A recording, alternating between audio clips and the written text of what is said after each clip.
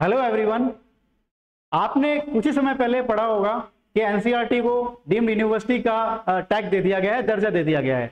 अब NCERT as a body क्या काम करती है, डीम्ड यूनिवर्सिटी होने के क्या बेनिफिट्स होंगे, और एज ए स्टूडेंट आप कॉलेज में पढ़ रहे हैं या एडमिशन लेने वाले हैं या पास आउट हो गए होंगे तो आपको इससे क्या बेनिफिट मिलने वाला है, आइए इस पर एक नजर डालते हैं। सबसे पहले तो ये समझना जरूरी है, जब आपने अपने स्कूल की पढ़ाई की होगी तो आपने मोस्टली जो बुक्स रेफर करी होंगी वो एनसीईआरटी की ही करी होंगी। तो ये तो आपको समझ जाना चाहिए, एनसीईआरटी एक ऐसी बॉडी है जो करिकुलम प्रोवाइड करती है, जो सिलेबस प्रोवाइड करती है, पॉलिसीज बनाती है, और जो है एक क्या सिलेबस होना चाहिए किसी भी कोर्स के लिए या किसी भी क्लास के लिए, वो जो है स्टैब्लिश करती है। सो एक बार डिटेल में देखते हैं एनसीईआरटी एज ए बॉडी क्या करती है।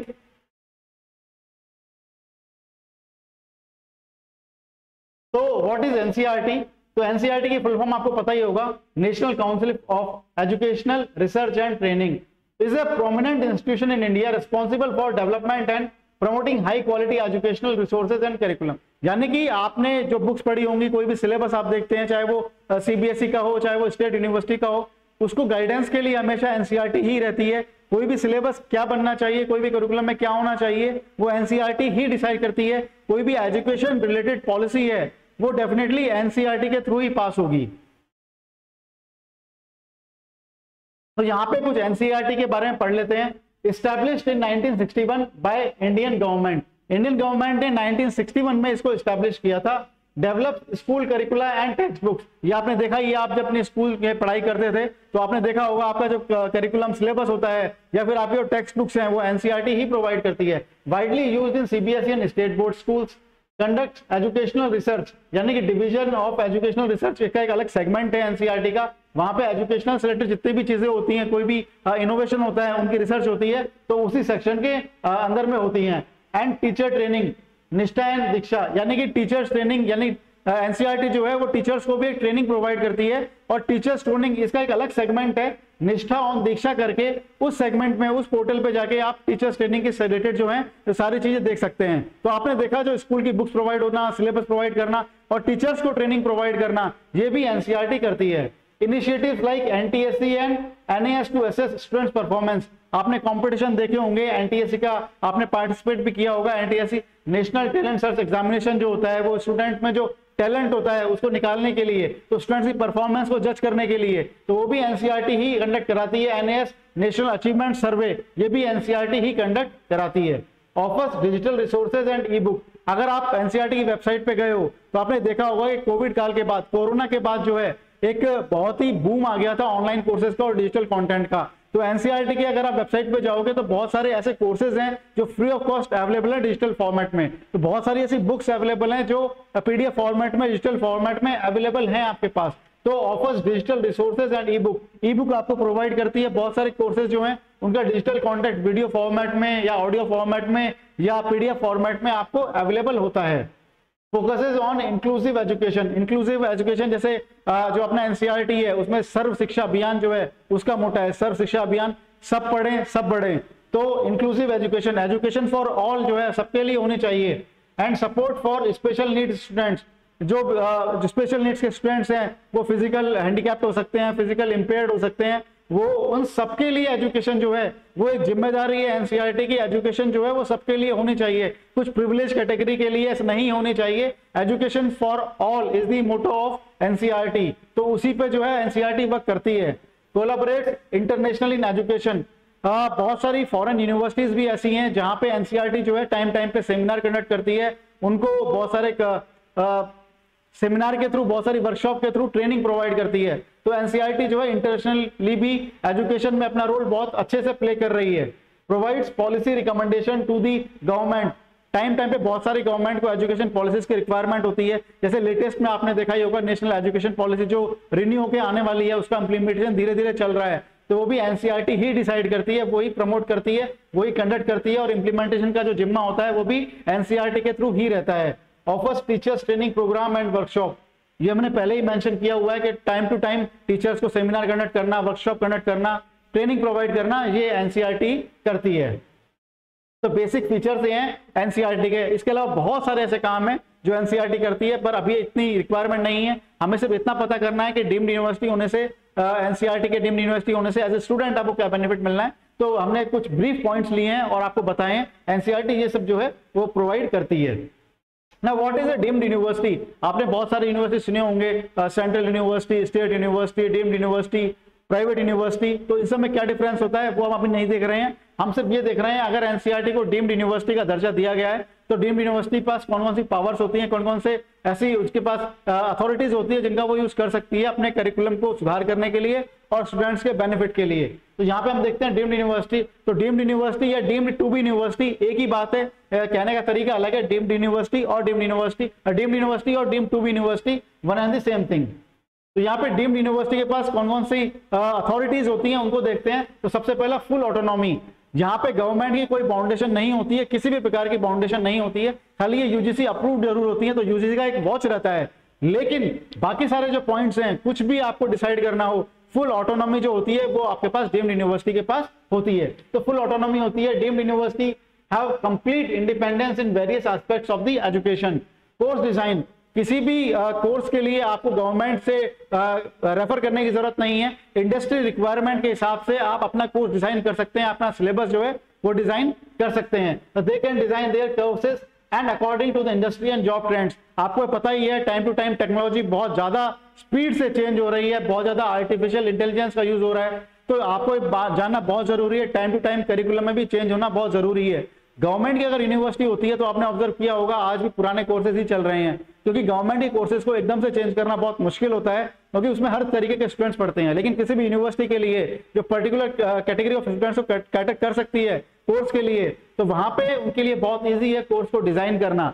तो वहां पे फुल ऑटोनॉमी होती है यूनिवर्सिटी के पास, वो कोर्स को डिजाइन कर सकती है। फीस स्ट्रक्चर, गवर्नमेंट की कोई बाउंडेशन नहीं होती है, जैसी आपकी फैकल्टीज होंगी, जैसा आप इंफ्रास्ट्रक्चर होगा, आप उसके अकॉर्डिंग फीस डिजाइन कर सकते हैं। अगर इंडस्ट्री के अकॉर्डिंग आपके पास एक्सपर्ट्स होंगे, फैकल्टीज होंगी, तो थोड़ा सा जो है जाहिर सी बात है उनकी फीस डीम्ड यूनिवर्सिटी की जो है थोड़ी सी ज्यादा होती है। तो deemed university have the authority to set their own fees structure. Admission policies की अगर हम बात करें, they create their admission policies without external interference. तो ऐसा नहीं है कि बार बार उनको गवर्नमेंट से कुछ अप्रूवल लेना पड़ेगा पॉलिसीज बनाने के लिए, तो अपने अकॉर्डिंग पे जो है वो पॉलिसीज जो है वो बना सकती हैं। Exam conduct, they can independently conduct exams for their students.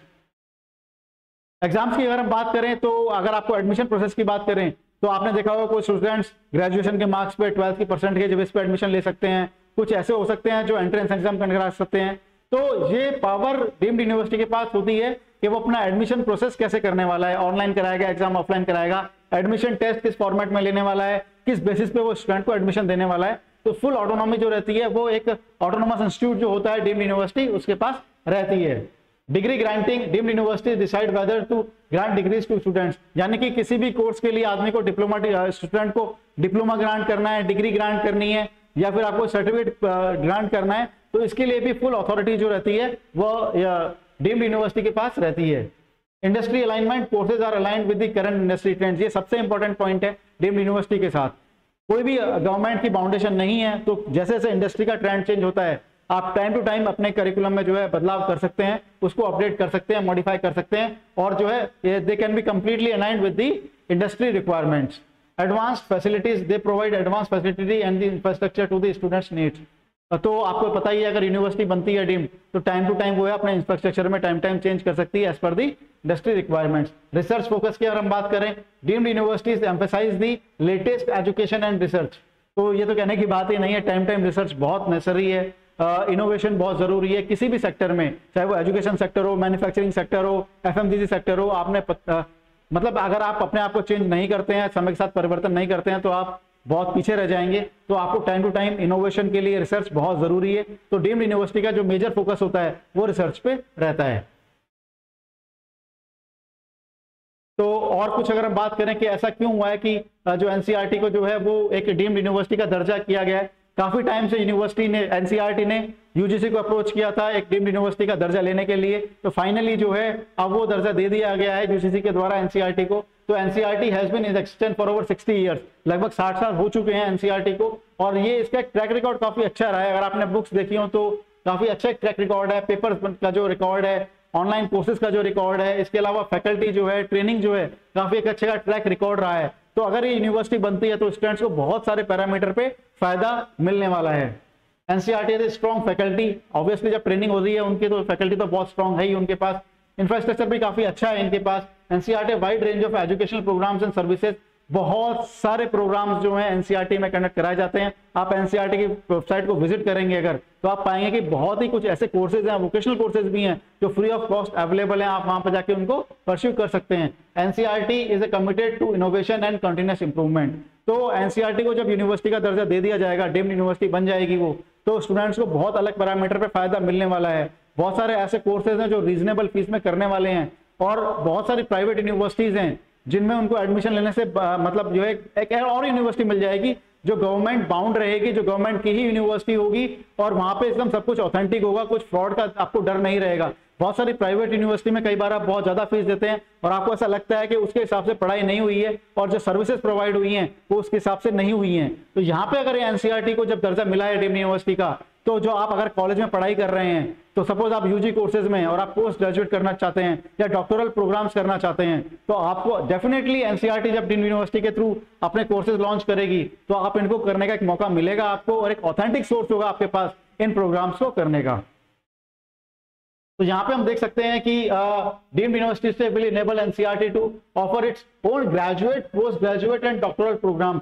ये जो अभी तक इंफॉर्मेशन के बाद लेकर, ये तो ये डॉक्टोरल प्रोग्राम्स भी ऑफर करेगी, post graduate and graduate program. तो स्टूडेंट जो अभी कॉलेज में पढ़ रहे हैं, by the time they pass out, 1 साल 2 साल बाद हो सकता है तब तक डीम्ड यूनिवर्सिटी अपना जो है कोर्सेज लॉन्च कर दे, तो उनके पास पोस्ट ग्रेजुएशन के लिए एक ऑप्शन अवेलेबल रहेगा एनसीईआरटी की जो डीम्ड यूनिवर्सिटी रहेगी। सिमिलरली डॉक्टोरल प्रोग्राम के लिए भी उनके पास एक ऑप्शन अवेलेबल रहेगा। Collaborate with the other university and research institute, बहुत सारे रिसर्च इंस्टीट्यूट और बहुत सारी अदर यूनिवर्सिटीज का भी कोलैबोरेशन होगा, तो आपको एनसीईआरटी की जो डीम्ड यूनिवर्सिटी होगी उसमें पढ़ने के साथ ये बेनिफिट मिलेगा कि आप और यूनिवर्सिटी से भी एसोसिएटेड होंगे, वहां भी सर्टिफिकेट प्रोग्राम कर पाएंगे और वहां की फैसिलिटीज का भी यूज कर पाएंगे। Conduct more research and on educational issues, develop new educational programs and resources, time to time जो है अपडेट होते रहेंगे आपके curriculum. Train teachers and other education professional, training जो है वो एजुकेशनल जो है इंस्टीट्यूट्स को प्रोवाइड की जाती है, टाइम टू टाइम टीचर्स को ट्रेनिंग प्रोवाइड की जाती है। तो आप ये मान सकते हैं, बहुत ही ब्रीफ में हमने बताया है कि डीम्ड यूनिवर्सिटी जो एनसीईआरटी होने वाली है उसका क्या बेनिफिट मिलने वाला है। तो हम ये कह सकते हैं कि जो स्टूडेंट अभी कॉलेज में पढ़ रहे हैं, अगर वो पोस्ट ग्रेजुएट करते हैं, डॉक्टरल प्रोग्राम करते हैं, तो जैसे ही एनसीईआरटी अपने डीम्ड यूनिवर्सिटी के थ्रू कोर्सेज लॉन्च करती है, तो आपको उन कोर्सेज को एक अच्छा प्लेटफॉर्म मिलेगा, आपको एक अच्छी यूनिवर्सिटी ऐड हो जाएगी जिससे आप उन कोर्सेज को परस्यू कर पाएंगे। अभी तक ज़्यादा डिटेल इस बारे में नहीं है, ये कोर्सेज कब से लॉन्च होंगे और कौन कौन से कोर्सेज होंगे, कौन कौन से सिलेबस क्या रहेगा उनका, उसमें इंटर्नशिप कैसी होगी, फीस स्ट्रक्चर क्या रहेगा, डिटेल अभी तक आउट नहीं है। लेकिन जैसे ही ये डिटेल आउट होंगी, आपके लिए बहुत एक अच्छी एक यूनिवर्सिटी ऐड होने वाली है और एक अच्छा प्लेटफॉर्म आपको सीखने के लिए मिलने वाला है। Wish you good luck, thank you.